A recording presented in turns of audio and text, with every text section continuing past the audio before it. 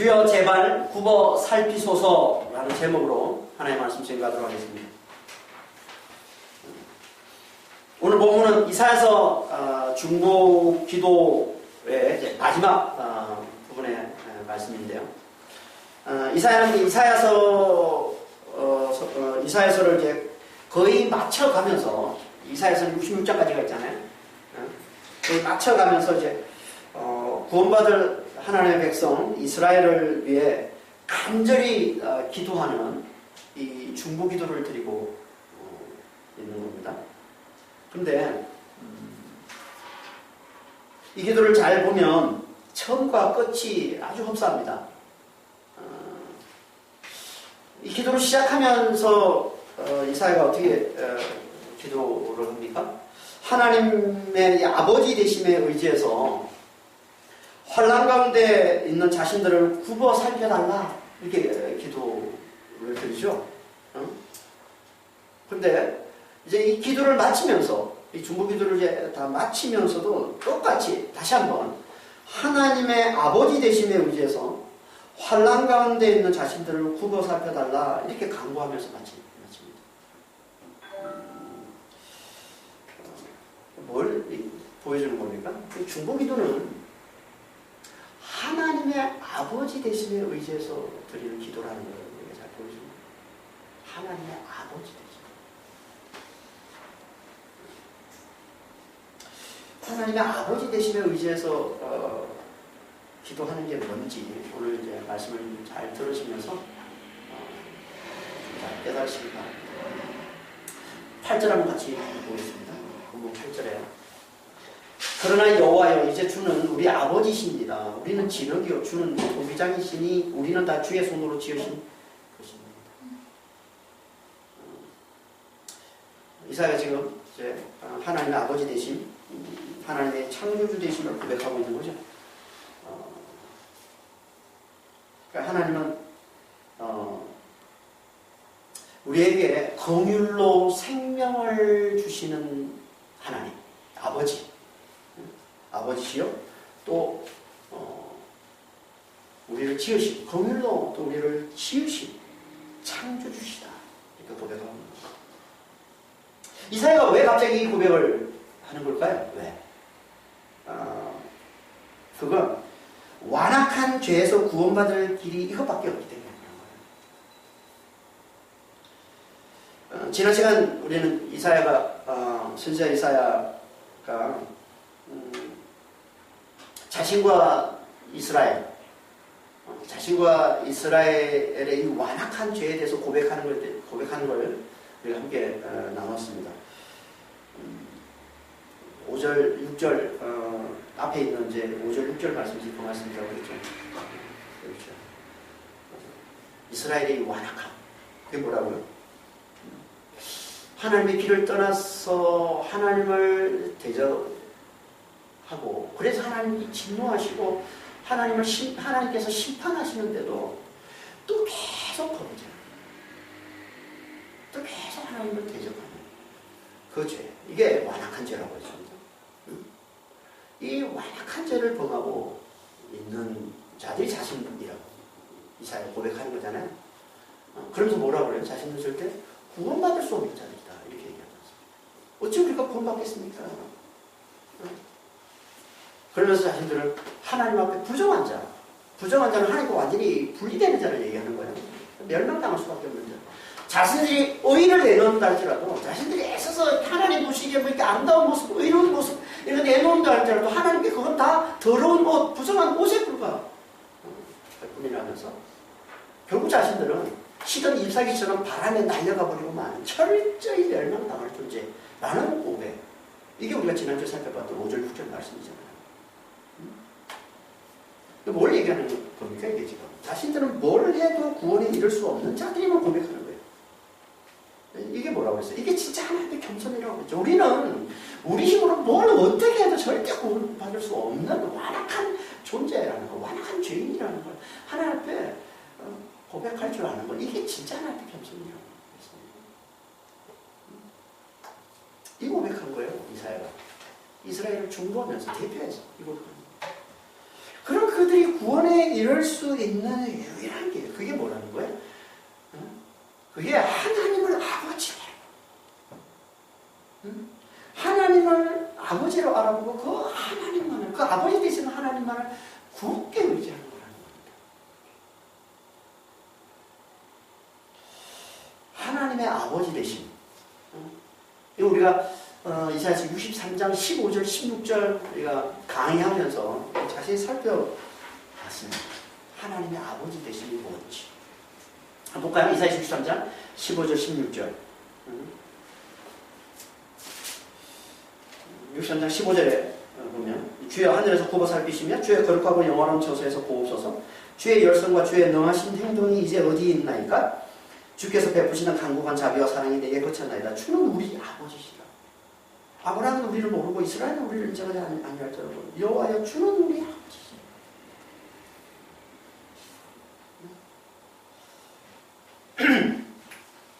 아버지가 누구라는 거예요?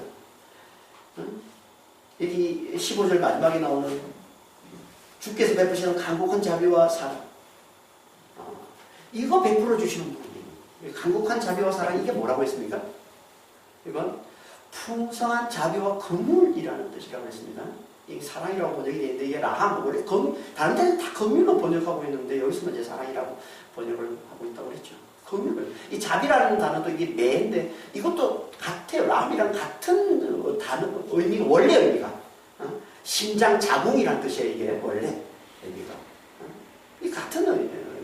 이거 자비라는 말도 긍휼이라는 말과 같은 의미라는 거예요. 그러니까 이 말은 한마디로 풍성한 긍휼을 나타냅니다. 그러니까 풍성한 긍휼을 가지신 분, 이분의 아버지입니다. 풍성한 긍휼을 가지신 분. 그래서 그 긍휼로 그 긍휼을 베푸셔서, 그 긍휼을 베푸셔서 거기서 흘러나오는 그 열심과 능력으로 구원해 주시는 분. 누구를? 하나님의 그 긍휼을 구하는 자. 이게 하나님의 자녀예요. 하나님의 그 긍휼만을 간절히 구하는 하나님의 그 자녀에게 그 풍성한 그 긍휼에서 흘러나오는 그 열심과 그 능력으로 구원을 베풀어 주시는 분. 이분이 아버지시라는 거예요. 하나님 아버지.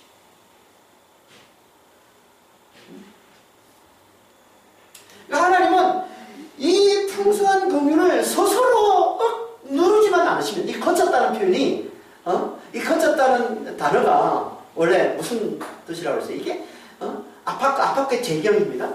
억누르다는 뜻이거든요. 그러니까 재경이니까 스스로 자신을 억누르는 거예요.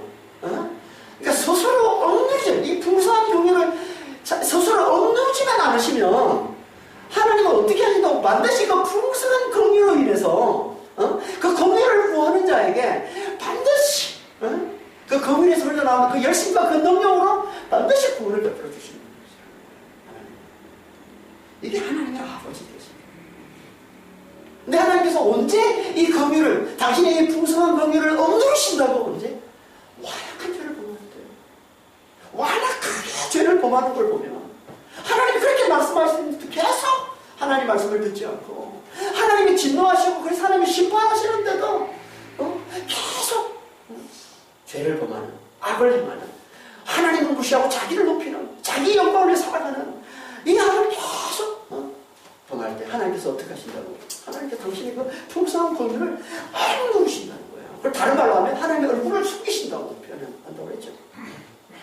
당신의 얼굴을 가리시는 거예요. 그 긍휼이 흘러나오지 못하도록. 당신의 그 풍성한 긍휼, 하나님 보시면 흘러나오는데 하나님이 얼굴을 돌리셔서 보지 않으시고 그 풍성한 긍휼을 억누르신다.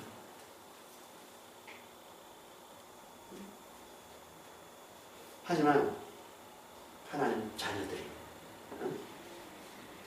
그 완악한 죄를 고백하고 그걸 회개하고 다시 하나님의 긍휼만을 간절히 구하면 하나님 어떻게 하신다? 긍휼이 풍성하신 그 하나님께서 반드시 다시 구원을 베풀어 주신다. 이게 하나님의 아버지 되십니다. 다른 말하면 이게 뭐예요? 하나님은 진노 중에라도 절대 긍휼을 잊지 않으십니다. 이게 하박국 선지자의 기도 아니었습니까? 진노조에라도 공의를 잊지 마옵소서. 하나님 아버지 되심을 붙들고 지금 기도하고 있는 거거든요. 하나님의 그 아버지 되시면 아무리 진노하시더라도 하나님께 간절히 공의를 구하는 당신의 자녀에게는 반드시 공의를 흘려주셔서 구원을 베풀어 주시는 분이심을 알고 그 기도하는 거예요. 이게 하나님 아버지 되시. 반드시 하나님 공의를 베풀어 주셔서 당신 자녀들에게 공의를 구하는 당신 자녀들에게. 이 공의를 뭐라고 이게? 이게 무슨 뜻이라고 했습니까? 이 라함, 이게 원래 자궁태라는 뜻인데, 원래 거기서 파생되어 나온 의미가 이 공의예요. 공의. 무슨 의미라고 했어요? 자기 태에서 난 너무나 연약한 자식을 향한 부모의 뜨거운 사랑. 자기가 없으면, 자기가 도와주지 않으면 죽음일 수밖에 없는 이 자식을 보면 그 속에서 뜨거워져서 견딜 수 없는 이 부모의 사랑, 이게 공의예요.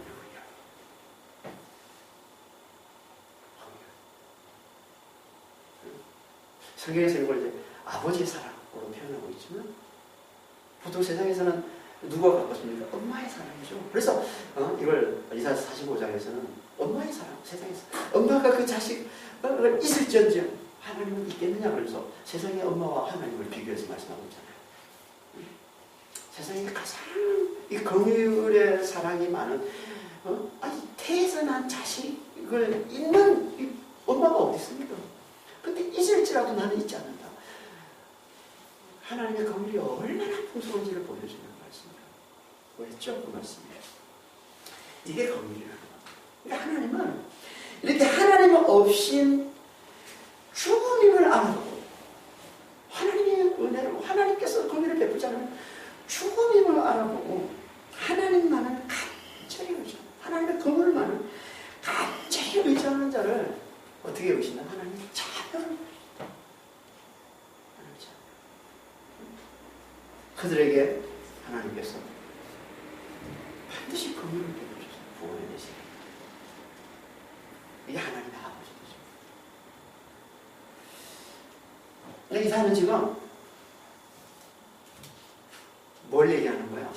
하나님의 긍휼이 아니면 저는 죽음입니다. 저희들은 죽음입니다. 하나님의 긍휼이 아니면, 하나님의 은혜가 아니면 저희들은 죽음입니다. 하나님의 긍휼로만 저희는 살 수 있습니다. 하나님께서는 저에게 긍휼로 우리에게 생명을 가져다 주시는 우리 아버지십니다라고 고백하는 거죠. 이 고백이 하나님 아버지십니다라는 고백이 이 고백이란 말이에요.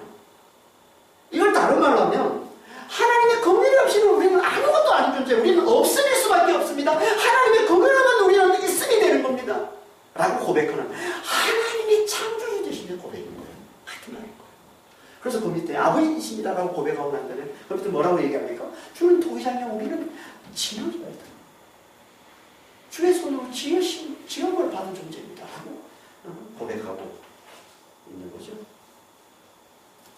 그게 8절 후반절 말씀이잖아요.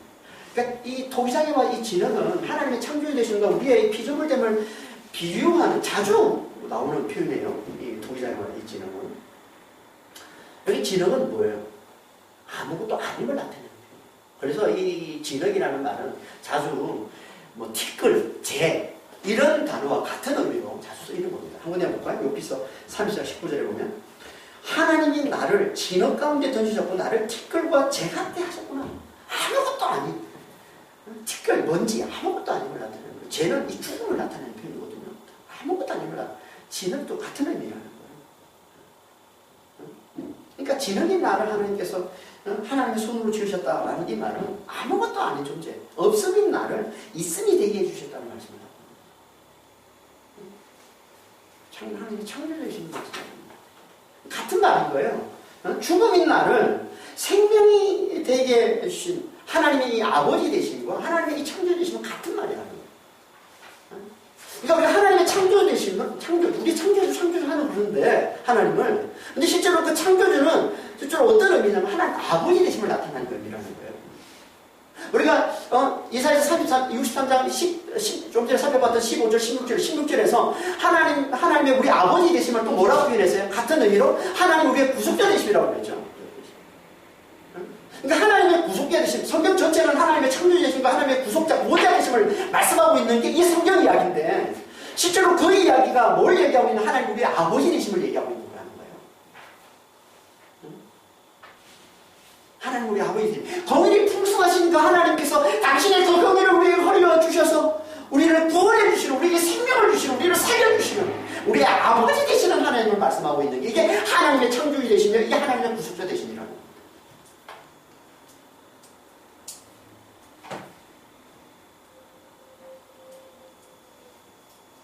그러니까 하나님은 하나님의 긍휼 없이 죽은 자, 아무것도 아닌 자, 없음으로 알아보고 하나님의 긍휼만을 간절히 의지하는 자를 당신의 자녀로 여기시고 긍휼을 베푸셔서 구원에 이르게 해주시는, 이게 하나님의 아버지 되신 하나님의 창조주 되신 분이라는 거예요. 그러니까 이사야가 지금 하나님을 아버지라고 부르고 하나님을 창조주라고 부르는 건 오직 그분의 긍휼로만 구원에 이를 수 있음을 알고 그분의 긍휼만을 간절히 구하고 있음을 보여주는 말씀입니다.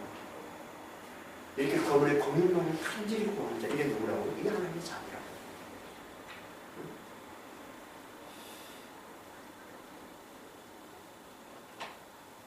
이런 자녀, 이게 진짜 하나님의 자녀거든요. 그래서 이런 자녀들에게 하나님 반드시 당신의 긍휼을 베푸셔서 반드시 구원해 주신다. 그러니까 우리가 자주 하나님을 아버지, 아버지가 부르잖아요. 그렇죠? 그러니까 우리가 하나님을 아버지라고 부를 때 우리 마음 가운데 어떤 마음으로 하나님을 아버지라고 불러야 된다는 거예요? 이 마음, 지금 이사야가 가르치는 하나님의 긍휼 없이는, 하나님의 은혜 없이는 죽을 수밖에 없는 너무나 완악한 자. 오직 하나님의 긍휼로만, 하나님의 은혜로만 살 수 있음을 고백하고, 그래서 그 하나님의 긍휼을 간절히 구하는 마음으로 하나님을 아버지라고 부를 때, 그때 하나님께서 진짜 하나님의 자녀를 받으시고 우리에게 구원을 베풀어 주십니다. 그냥 말로만 아버지, 아버지 그런다고 하나님께서 우리에게 구원을 베풀어 주시는 게 아니라, 마태복음 7장에 보면 예수님께서 그러잖아요. 나도 주여 주여 하는 자마다 다 뭐라고 그래? 천국에 들어가는 것이야. 같은 말씀을 하는 거예요. 주여 주여 한다고 천국에 들어가는 게 아니야. 다시 말해서 아버지 아버지 하고 뭐 이 말로만 아버지 아버지 부른다고 천국에 들어가는 게 아니라는 거죠.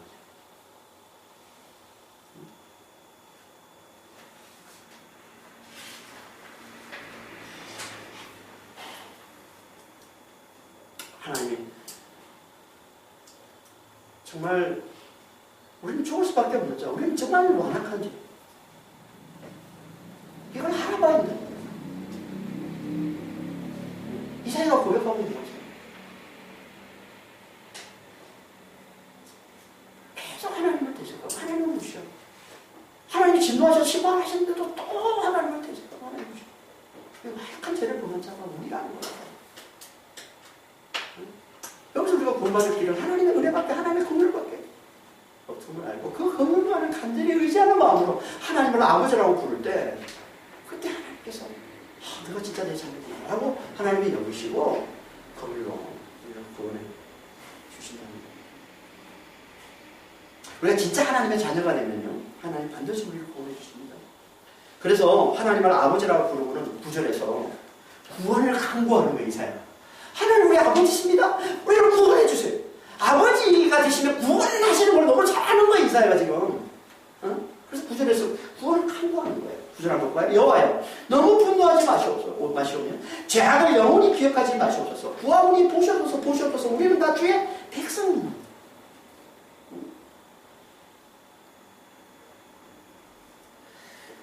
너무 분노하지 말라. 너무 분노하지 말라. 이 말은 너무라는 단어가 매우던데요. 매우들은 매우 굉장히 대단히 아주 큰, 매우 큰 이런 말이에요. 매우들은. 그러니까 너무 분노하지 말라는 얘기는 매우 크게 분노하지 말라는 얘기죠. 하나님께서 아주 크게 분노하는 게 뭘까요? 하나님께서 아주 크게 분노하는 게 그게 뭐예요? 그게 영원한 멸망인 거죠. 그렇죠? 아주 크게 분노하시면 그게 영원한 멸망인 거예요. 그러니까 멸망 가운데 영원히 내버려 두시는 거. 이게 아주 크게 분노. 멸망 가운데 영원히 내버려 두시는 거. 그렇게 하시네. 빨리 이 멸망에서 건져달라고, 빨리 이 멸망에서 구원해달라고 지금 얘기하고 있는 거죠. 그래서 이걸 다른 말로 뭐라고 그래요? 죄악을 영원히 기억하지 마시옵소서. 죄 때문에 환난과 멸망을 당하는 건데 이 죄를 영원히 기억하면 어떻게 되는 거예요? 영원한 멸망인 거죠. 영원히 기억하면. 그 죄를 영원히 기억하지 말라고. 이제 그만 죄를 잊어달라는 거죠. 그래서 죄로 인해서 당하고 있는 이 환난과 이 멸망에서 속히 건져달라는 거예요. 속히 구원해달라고 기도하고 있는 거지.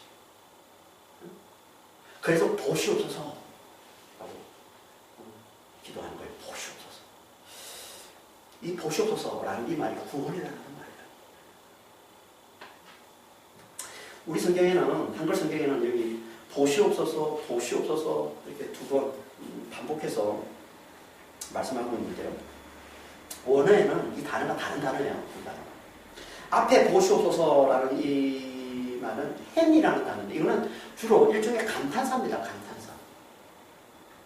그러니까 주의를 환기시키는 말.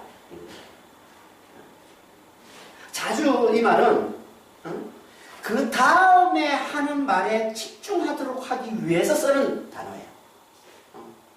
자, 주목하십시오. 잘 보십시오. 하면서 그 다음에 하는 말, 그 다음에 하는 말을 강조하기 위해서 거기에 집중하도록 하기 쓰는 표현이에요. 이 hen이라는 단어. 힘내, hen, 같은 단어인데요. 힘내, hen. 그런 단어예요, 이 단어는. 그 다음에 하는 말이 뭐예요? 진짜 강조하고자 하는 진짜 단어는 뭐예요? 똑같이 보시옵소서 이렇게 되어 있는데 여기서 정확히 번역하면요 이 단어는 이런 말이에요. 제발 후보 살펴주소서. 제발 후보 살펴주소서.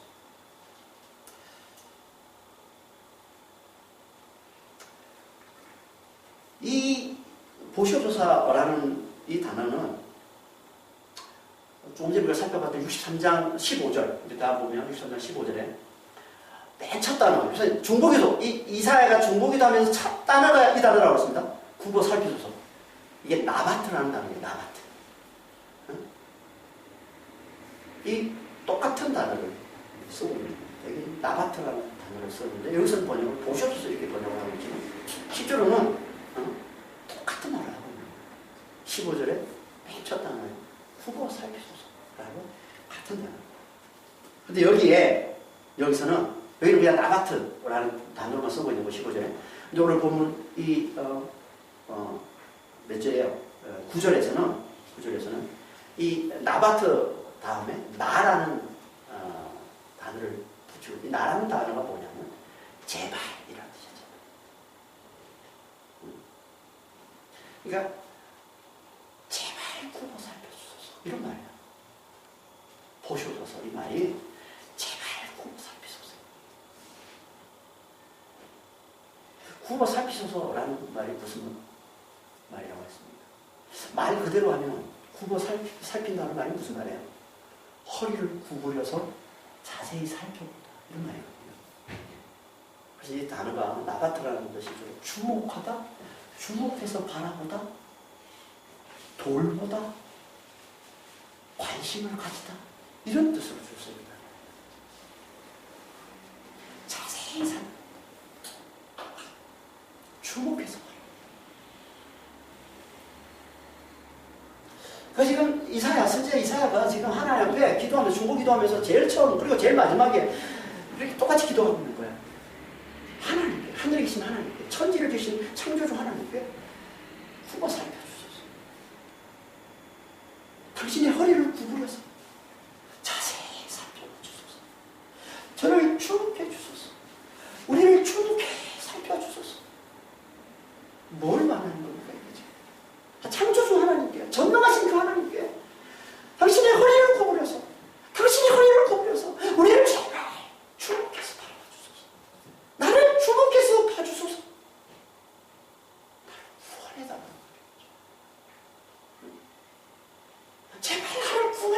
주소서라는 말이에요, 이 말은. 그래서 이 단어가 돌보다는 뜻으로 쓰이는 겁니다. 나를 돌봐주소서. 나를 이 환난 가운데서 나를 건져주소서. 당신의 긍휼로 나를 제발 살려주소서. 나를 구원해 주소서. 라는 의미를 담고 있는 게 이 단어입니다. 살피소서.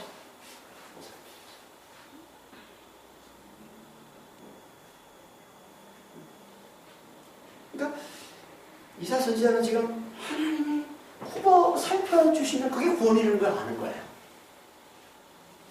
이사야 선지자는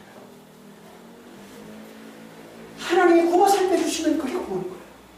반대로 하나님이 후보 살펴주시면, 다시 말해서 하나님이 주목하지 않으면, 하나님 바라보지 않으면, 하나님의 얼굴을 돌리면 그게 멸망이에요.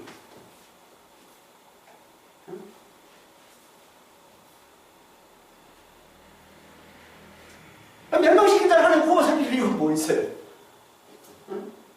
하나님의 구워 살펴달라는 얘기는 하나님 제발 우리를 긍휼히 여기셔서 당신의 그 은혜, 당신의 그 풍성한 그 긍휼로 제발 우리를 구원해 주소서라는 의미를 담고 있는 게, 당신의 그 허리를 구부리셔서 제발 우리를 나를 주목해서 바라봐 주소서. 나를 제발 살펴주소서. 나를 도와주소서. 나를 돌봐주소서. 나를 구원해 주소서. 라는 말씀입니다.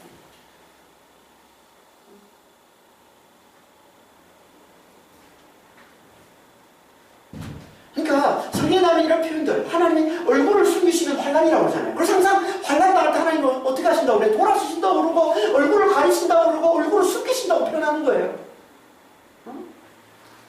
하나님을 바라보시면 그 풍성한 긍휼이, 이게 항상 하나님이 가만히 내버려 두시지를 못하시는 거야.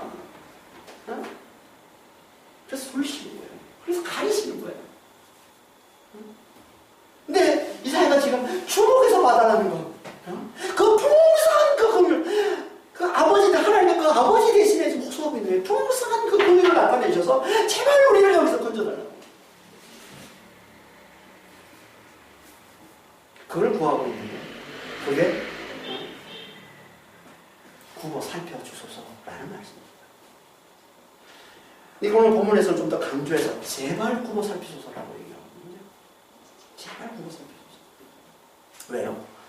주의 백성인 우리가 지금 너무나 큰 환난, 너무나 큰 멸망을 겪고 있기 때문에 그런 거예요. 속히 여기서 건져달라고, 속히 여기서 구원해달라는 표현을 이렇게 강조해서 표현하고 있는 거예요. 제발 구워 살피소서. 그게 9절 후반절 이하의 말씀입니다. 9절 후반절 한번 볼까요? 보셔도서 우리는 다 주의 백성입니다. 우리는 다 주의 백성이다 라는 이 말은 무슨 말이겠습니까? 이 말은 우리는 주님의 은혜로만 사는 당신의 백성입니다.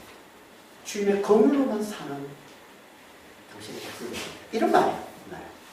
그러니까 이 말은 앞에서 얘기했던 8절에서 얘기했던 주는 우리 아버지십니다. 주는 우리의 창조주십니다. 우리는 주님께 지원받은 존재입니다. 라는 고백과 같은 말이에요. 우리도 주의 백성입니다. 그러니까 이 말씀은 시편 100장 3절에서 말씀하고 있는 것과 같은 말씀을 하고 있는 거죠. 시편 100장 3절 한번 볼까요? 여호와가 우리 하나님이신 줄 너희는 알지어다. 그는 우리를 지으시니요 우리는 그의 것이니 그의 백성이요 그의 기르신 양이라. 이 말씀하고 있는 거예요. 우리 다 목자 되시는 주님의 돌봄 없이는 죽을 수밖에 없는 양과 같은 존재. 이게 하나님의 백성, 이게 하나님의 자녀, 이게 하나님께 지원받은 존재라는 거예요. 하나님의 은혜 없이는, 하나님의 돌봄 없이는, 하나님의 긍휼 없이는 살 수가 없음을 고백하는 게, 이게 우리는 주의 백성이라는 고백이에요. 같은 말을 하고 있는 거예요. 그러니까 이 사람은 지금 자신들은 하나님의 긍휼로만 사는 존재임을 거듭거듭 지금 강조해서 계속 지금 고백하고 있는 거예요. 이거 붙들고 지금 하나님의 지금 구원을 지금 간청하고 있는 거잖아요, 지금. 계속.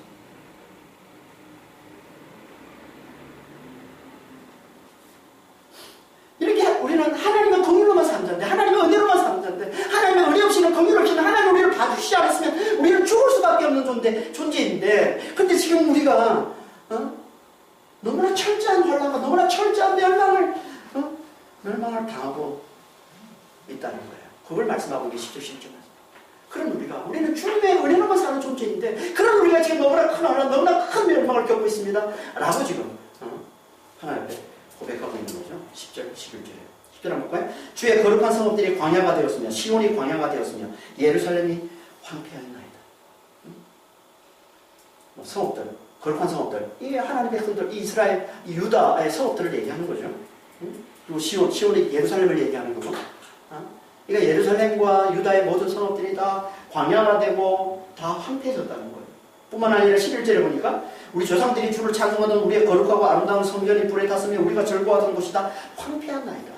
성전도 다 불타고, 그리고 절거하던 것 이렇게 되는데, 절거하던 곳 이렇게 되는데, 원래는 절거하던 것들이라는 뜻이에요. 절거하던 것들. 이게 성전에 있는 보물들을 얘기하는 겁니다. 우리가 기뻐하고 우리가 절거하는 것들, 성전에 있는 기물, 성전에 있는 보물들, 이것들도 다 파괴당하고 다 약탈당했다는 거예요. 철저한 멸망을 한다는 거예요. 하나님을 섬기는 성전까지 다 파괴당하고 멸망당하고 황폐해지고 했다는 건 철저한 멸망을 나타내는 표현이에요. 철저한 멸망.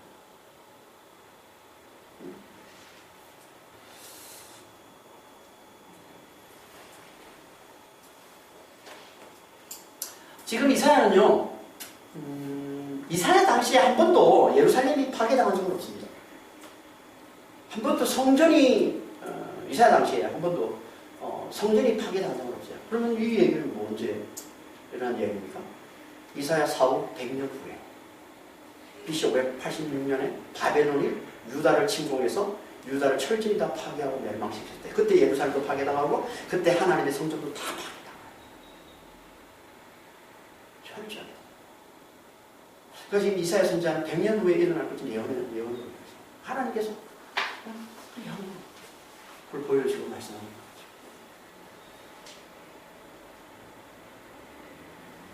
이게 철저히 유다가, 예루살렘이, 시온이 철저히 파괴당하고, 그리고 70년이 지나죠. 70년 후에 BC 518년에 516년에 예루살렘 성전이 회복이 됩니다. 포로 돌아온, 그 바벨론에서 돌아온 이제 포로들에 의해서 예루살렘 성전이 518년, 70년, 그래서 70년이라고 하는 거지. 70년 안에 회복시. 성전이 그때 회복이 되고, 예루살렘 성벽이 회복되는 건 150년 후에, 150년 후에 회복이 됩니다.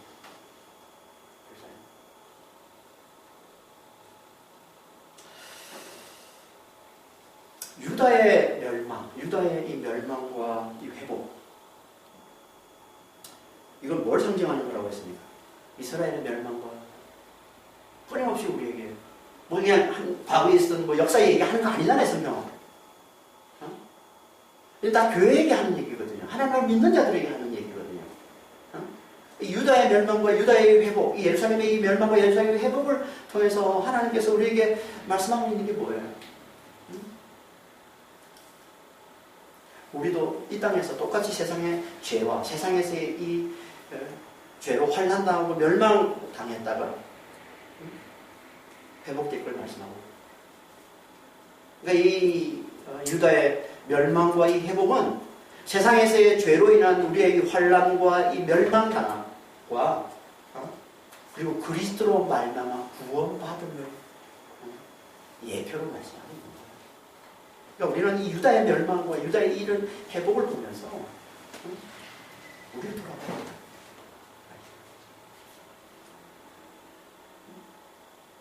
유다와 예루살렘이 왜 이렇게 철저히 멸망을 당합니까? 왜? 그들의 완악함 때문이죠. 완악한 죄 때문에. 하나님께서 그걸 너무나 미워하시고 부정한 자같이 여기시고 그들이 내놓는 의도 다 더러운 것같이 여기시고, 그래서 그들을 다 철저히 멸망시키시는 신다는 그걸 보여주는 게 유다의 멸망한 거야. 예루살렘의 멸망한 거야. 그러니까 우리도 완악하면, 하나님 말씀하시는 데 계속 거부하고 그러면 우리도 그렇게 철저히 멸망을 당할 수 있으면, 이런 말씀을 통해서 계속 하나님 우리에게 경고하시는 거예요. 하지만 이렇게 철저히 멸망당하는 중이라도 그 멸망을 통해서 하나님의 공의 없이는, 하나님의 은혜 없이는 살 수 없는 자, 곧 하나님의 아버지 되신 하나님의 이 창조주 되심을 알아보면 이들이 누구야? 이들이 하나님께서 하나님의 자녀고, 이들이 하나님의 자녀. 그리고 이 하나님의 자녀들은 이제 하나님의 공의만을 간절히 구하는 자가 된다. 하나님께서 그 풍성한 공의를 베푸셔서 세상의 이 환난에서, 세상의 이 멸망에서 속히 건져달라고, 속히 구원해달라고 그렇게 하나님 앞에 간절히 기도하게 된다는 거예요. 이게 성도의 기도라는 거예요. 이게 하나님 백성의 기도라는 거예요. 이게 하나님의 자녀의 기도라는 겁니다. 이걸 보여주고 여기 12절 말씀이에요. 12절에 이렇게 말씀하고 있는 거예요. 여호와야, 일이 이러하거늘 주께서 아직도 가만히 계시려 하시나이까? 주께서 아직도 잠잠하시고 우리에게 심한 괴로움을 받게 하시려 하나이까?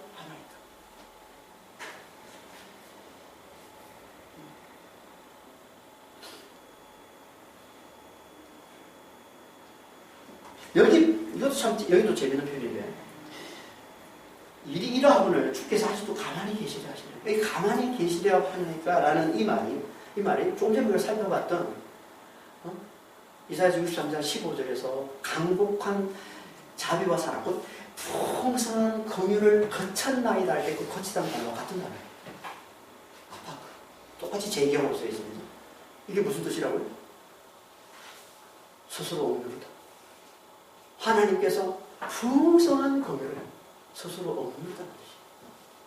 그러니까 이 말은 가만히 계시는 하나니까 이 말은 무슨 말이에요? 하나님께서 계속 그렇게 계속 당신의 그 풍성한 긍휼을 계속 그렇게 억누르고 계실 겁니다. 이 상황이 이러한데도, 아니 이렇게 우리가 당신의 백성인 우리가, 당신의 은혜만을 바라보는 우리가, 당신의 긍휼만을 구하고 있는 우리가 이렇게 철저히 멸망당하고 이렇게 철저히 환난을 겪고 있는데도 여전히 그렇게 계속 당신의 그 풍성한 긍휼을 스스로 억누르고 계실 겁니까? 그래서 우리가 영원토록 멸망당하도록 만드실 겁니까? 이 기도하고 있는 거죠. 그래서 그 밑에 똑같은 말을 뭐라고 그래요? 주께서 아직도 잠잠하시고 우리에게 심한 괴로움을 받게 하시려나이까. 여기 심하다는 단어도 앞에서 얘기했던 9절에서 너무 분노하지 마소서 하는 이 너무나 단어와 같은 단어에 레오드, 매우 크게, 굉장히 이런 말이에요. 매우 큰 괴로움, 매우 큰 고통, 매우 큰 분노, 이게 뭐라고? 영원한 멸망. 그래서 결국 그렇게 사모자님 계셔서 우리를 영원한 멸망으로 들어가게 그렇게 만드실 겁니까? 라는 얘기예요. 상황이 이럴 때도, 이렇게 우리가 고난당하는데, 이렇게 우리가 환난을 겪고 있는데도 하나님 어떻게 당신 그 풍성 긍휼을 계속 그렇게 억누르셔서 우리가 하여금 결국 영원한 멸망으로 들어가게 만드시려고 하십니까?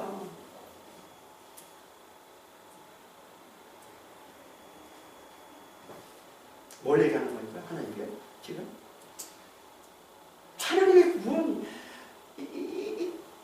구원의 긴급성, 긴급함, 속히 구원해 주소서. 절박함, 감정을 나타내는 얘기 지금 하나님 당신의 그 긍휼을 흘려주지 않으시면, 풍성한 그 긍휼을 당신께서 우리에게 나타내 주지 않으시면 우리는 영원히 멸망당합니다. 우리는 영원히 멸망입니다. 하나님 제발 속히 오셔서, 속히 긍휼을 베푸셔서 우리를 여기서 이 큰 고통에서, 이 큰 괴로움에서 우리를 건져주셔서 우리를 구원해 주소서. 구원의 긴급한, 구원의 간절함을 나타내는 거예요.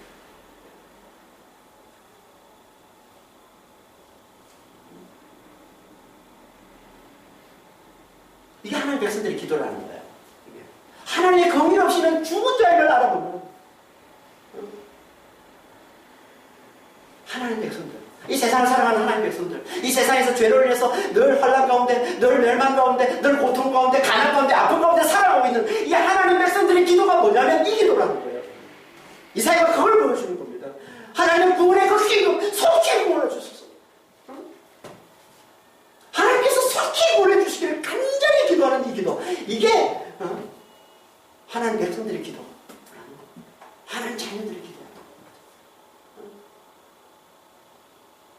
이걸 다른 말로 하면 뭐예요? 하나님 속히 악한 자들, 이 세상의 악한 자들, 우리를 괴롭히는 이 세상의 악한 자들을 속히 멸해 주소서라는 기도가 되는 거죠. 그러니까 이 말씀은 요한계시록 6장 10절에 요한계시록 8장에 얘기하고 있는 성도의 기도와 같은 거예요. 요한계시록 6장 10절에 뭐라고 기도하고 있습니까? 성도들이 기도하는 거예요. 앞에 9절에서 목배임을 당한 자들 성도들이거든요. 성도들이 기도하는 게, 하나님께 기도하는 게 뭘, 이게 성도의 기도인 거예요. 이 기도도 하나님께 심판하시는 겁니다. 하나님 크게 진노하셔서 세상을 심판하신다는 말씀을 요한계시록 8장에서 하고 있잖아요. 이 성도 기도를 들으시고서. 내 기도가 뭐라고요? 큰 소리로 불러 이르되, 거룩하고 참되신 대주제요. 땅에 거하는 자들, 악한 자들, 이 악한 자들, 이들을 심판하여 우리 피를 갚아주지 아니하시기를 어느 때까지 하시려 하나이까? 같은 말씀을 하고 있는 거죠. 속기 악한 자들을 면해주셔서, 이 세상의 악을 속기 면해주셔서, 하나님 공유를 베푸셔서 우리를 보내달라는 말은 반대로 얘기하면 이 세상의 악한 자들을 속기 면해달라는 얘기예요. 같은 말씀을 하고 있는 겁니다. 이게 성도의 기도라는 거예요. 이 세상을 살아가고 있는 하나님의 백성들의 기도라는 거예요. 그래서 예수님께서 비유로 이렇게 말씀하신 게 누가복음 18장에 과부와 재판장, 악한 재판장의 비유를 예수님이 말씀하시면서 뭐라고 얘기합니까? 하나님을 무시하는 재판장인데도 과부가 와서 밤낮 와가지고 원수에 대한 원한을 갚아달라고 호소하니까 거기에 질려서 그걸 견디지 못하고 악한 재판장이 내가 하나님도 무시하지만 내가 이 간청을 내가 들어줘야 되겠다. 내가 견딜 수가 없어 들어줘야 되겠다. 라고 하면서 예수님께서 말씀하시죠. 누가복음 18장 7절에 하물며 하나님께서 그 밤낮 부르짖는 택하신 자들의 원한을 풀어주지 않으시겠느냐? 같은 말씀인 거죠. 근데 재밌는 건 요 8절에 내가 여기 올리지는 않지만 8절에 뭐라고 되냐면 그런데 인자가 올 때 믿음을 보게 하는 거죠. 믿음이 뭐라는 거예요? 밤낮 부르짖는 이게 믿음이라는 거예요. 이 세상을 살아가는 이 세상에 이 악한 자들이 이 악한 자들이 늘 미혹하고 핍박하고 박해하는 이 세상을 살아가는 하나님의 백성들의 삶이 뭐냐면 늘 하나님께 밤낮 부르짖는 삶이잖아요. 악한 자들을 내려달라고, 대적을 내려달라고, 원수를 내려달라고, 그걸 오늘 본문에서는 정말로 우리를 보내달라고, 하나님을 긍휼히 여겨서 우리를 보내달라고. 우리는 악하지 않나요? 우리는 우리는 다릅니까? 우리가 똑같이 악하잖아요. 그런데 다만 우리는 하나님의 그 긍휼을 알고 그 긍휼을 의지하는 하나님의 자녀. 그러니까 이게 믿음이라는 거예요. 이게 하나님의 백성들의 삶이며 하나님의 백성들의 기도를 밤낮 부르짖는 거예요.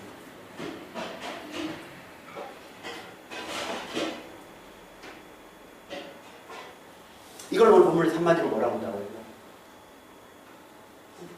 하나님의 백성들은 하나님 앞에 늘 하나님의 긍휼만을 간절히 구하며 사는 자들인데요. 이걸 한마디로 하나님께서 그러는 거예요. 제발 구속 살피소서 라는 기도를 하는 거예요.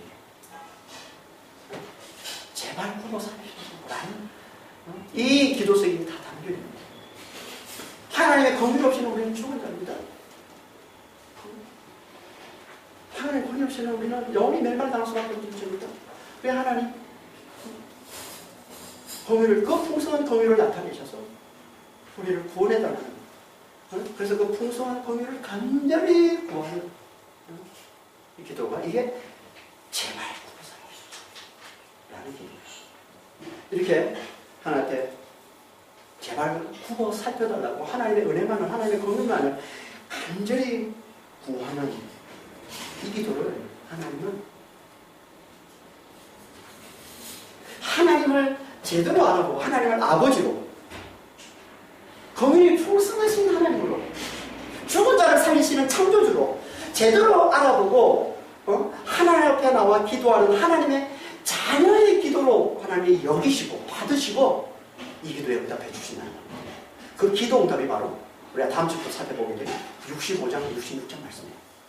65장, 66장까지 이 말씀으로 끝나는 겁니다. 이사야서는. 근데 이 말씀이 다 뭐냐면 지금 이사야가 중보기도한 이 63장 15절부터 64장 12절까지 이 중보기도에 대한 기도 응답의 말씀이 65장과 66장이 우리로 끝나는 거예요. 그리고 기도에 응답하는 그 말씀 중에 이렇게 말씀하시는 겁니다. 66장 2절 한 말씀만 보도록 하겠습니다. 60절 2절에 나 여호와가 말하노라 내 손이 이 모든 것을 지었으므로 그들이 생겼느니라. 물론 마음이 가난하고 심령에 통해하며 내 말을 듣고 떠는 자 그 사람은 내가 돌보려니. 여기 돌보다는 이 단어가 나바드. 국어 살펴주소서랑 같은 단어예요. 나바드. 지금 이사야가 국어 살피소서라는 이 기도를 하나님이 들으시고 내가 국어 살피겠다 라고 말씀하고 있는 거예요.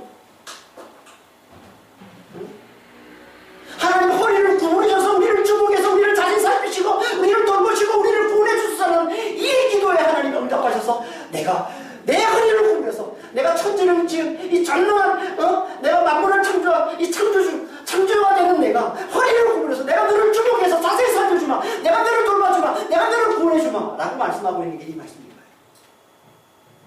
거예요. 저는 이 말씀 너무 좋아요. 국어 살펴주소서. 국어 살피셔서 하나님 공의 없이는 죽었습니다. 하나님 당신의 공의 없이는 죽음입니다. 공의를 베풀을 수 없는 이 기도가 국어 살펴주소라는 기도인 것이고 하나님이 이 기도에 하나님께서는 기쁘게 받으시고 당신의 자녀의 기도를 받으시고 하나님께서는 반드시 응답해 주신다는 거예요. 내가 국어 살펴주겠다. 근데 누구에게 주겠다고 해요? 여기 보면 2절에 누구에게 주겠다고 합니까? 하나님의 창조되심을 알아보는 자. 그래서 앞에서 2절에 나 여호와가 말하노라 내 손이 모든 것을 지었으므로 그들이 생겼느니라. 내가 창조주야 라고 하나님 말씀하시는 거예요. 그리고는 갑자기 마음이 가난하고 심령에 이게 원래는 마음이 가난한 자, 곧 심령에 통해하는 자, 곧 내 말을 듣고 뜨는 자, 그 사람을 내가 돌봐주겠다 이런 말이야. 그러니까 하나님을 창조주로 알아보는 자가 누구냐면 마음이 가난한 자라는 거예요. 하나님을 창조주로 알아보는 자가 누구냐면 심령이 동의하는 자라는 거예요. 그가 누구냐면 말씀을 듣고 떠는 자라는 겁니다. 마음이 가난한 자는 우리가 앞에서 잘 살펴봤죠. 가난하다. 마음이 가난하다. 아니 육체가 가난한 걸 우리가 알잖아요. 먹을 게 없으면 육체가 가난하잖아요. 고통스럽잖아요. 이게 가난이거든요. 먹을 게 없어서 굶주려서 고통스러운 거 이게 가난이란 말이에요. 그런데 마음이 가난한 건 뭐예요? 심령이 가난한 건 뭐예요? 하나님 없음이 고통. 하나님이 없는 게, 하나님 없음이 굶주리는 고통으로 느껴지는. 하나님 없이 굶주림의 고통이 되는 거예요. 이게 마음이 가난해요. 하나님 없습니다. 세상에 뭐가 있어도, 세상에 내가 아무리 많은 것 같아도 하나님이 안 계신 게, 하나님의 긍휼이, 하나님의 은혜가 내게 나타나지 않는 이것이 굶주림의 고통처럼 그렇게 고통스러움으로 가지게 되는 이게 마음이 가난한 거예요. 이걸 또 다른 말로 심령이 통해하는 자라고 합니다. 통해라는 이 단어가 낙하라는 단어예요. 낙하라는 뜻이 뭐냐면 성경에 주로 쓰이는 의미가 뭐냐면 세게 치다, 때리다, 죽일 목적으로, 살해할 목적으로 세게 치다, 그래서 죽이다, 살해하다, 사육하다 이런 뜻으로 쓰이는 단어예요. 낙하라는 단어. 심령이 통해하다는 말이 무엇이겠어요? 세게 맞아서 죽은 것 같은 거예요. 뭐가? 하나님 없음이. 하나님 없음이 내게 죽어낸 걸 얘기하는 거예요. 하나님 없음이 죽어낸 자, 이게 심령이 통해하는 자예요. 이게 마음이 가난한 자란 말이에요. 이걸 또 다른 말로 하면 말씀을 듣고 떠는 자라는 거예요. 하나님의 말씀을 듣고, 하나님의 말씀이 다 뭡니까? 하나님의 말씀은 전부 다 한마디로 얘기하면 하나님의 창조주 되심을 얘기하는 겁니다. 이게 하나님의 말씀이에요. 하나님의 창조주 되심. 곧 하나님의 창조주 되심은 곧 뭐라고요? 우리 아버지 되심. 하나님께서 풍성한 긍휼을 가지고 계신데 그 긍휼을 우리에게 흘려주지 않으시면 하나님의 긍휼 없이는 우리는 죽을 수밖에 없는 존재됨을 알려주는 게 이게 성경인 겁니다. 하나님의 은혜 없이는 우리는 죽은 자, 하나님의 긍휼 없이는 우리는 죽은 자임을 알려주는 게 이게 성경이란 말이에요. 이걸 알아보고 그 하나님의 그 긍휼만을 간절히 구하는 거, 이게 말씀 앞에 뜨는 거예요. 하나님 말씀하시는데 이거는 뭐 제 얘기고 이건 저 사람 얘기고 이스라엘 백성들 얘기고 나와 상관없는 얘기라 보면은 그 말씀을 뜨는 게 아니죠. 말씀을 무시하는 거잖아요. 근데 이 말씀을 볼 때마다 이게 다 내 얘기로 들려. 하나님의 은혜 없이는 내가 이렇게 죽은 자네. 하나님의 은혜 없이는 내가 이렇게 멸망당한 자네. 내가 이렇게 환난 당할 수밖에 없는 자네. 알아보고 하나님의 은혜만을 긍휼을 간절히 구하는 이것이 말씀 앞에 뜨는 거란 말이에요. 같은 말씀을 하고 있는 거란 말이에요. 하나님의 청진심을 알아보는 자가 마음이 가난한 자여 심령이 통해하는 자의 말씀 앞에 뜨는 자라는 거예요. 그들에게만 하나님께서 뭐 주신다고요? 주목해 주겠다. 주목해서 바라주겠다는 거예요. 허리를 구분해서 살펴주겠다는 거예요. 돌봐주겠다는 거예요. 반드시 구원해 주시겠다는 거예요.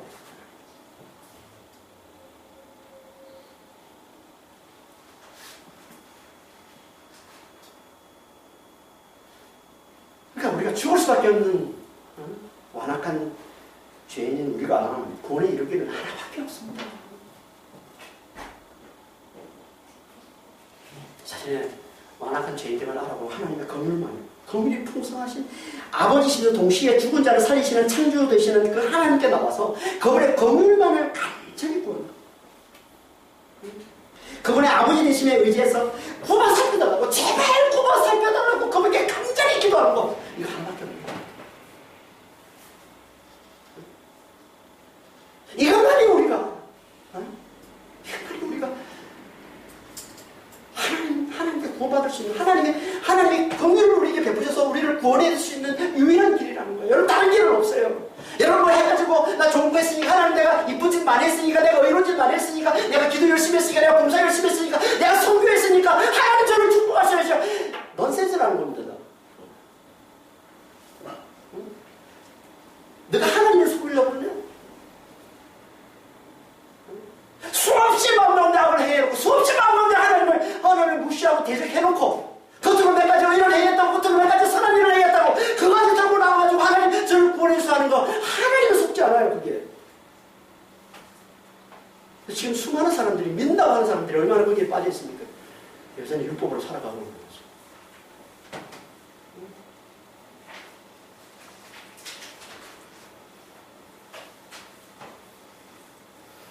우리는 하나님께 제발 굽어 살펴달라는 이 기도만 하고 올려드립니다. 공의를 풍성하신 하나님, 그분을 우리 아버지 되심을 알고, 죽은 자를 살리는 창조 되심을 알고, 그분 앞에 나와서 그분의 긍휼만을 간절히 구하는 자가 되면 되는 거예요. 굽어 살펴달라고, 제발 굽어 살펴달라고 간절히 기도하는 자가 되면 되는 겁니다. 날마다 주님 앞에 나와서 이 기도 하나님께 올리시고,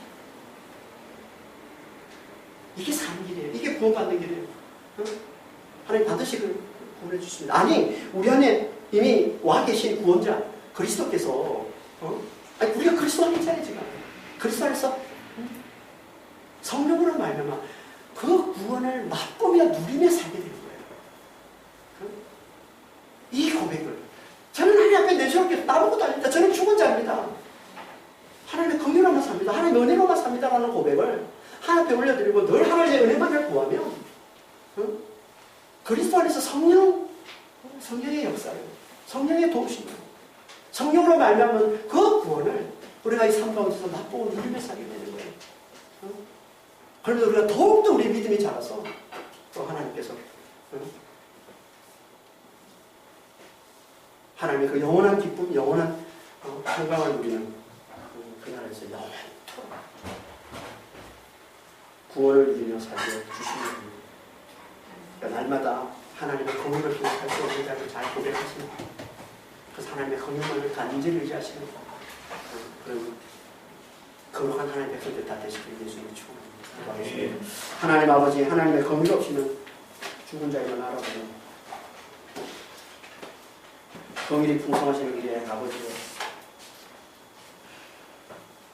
죽은 자를 살리시는 우리의 창조주가 되시는 하나님의 나와 하나님의 긍휼만을 간절히 굽어 살펴달라.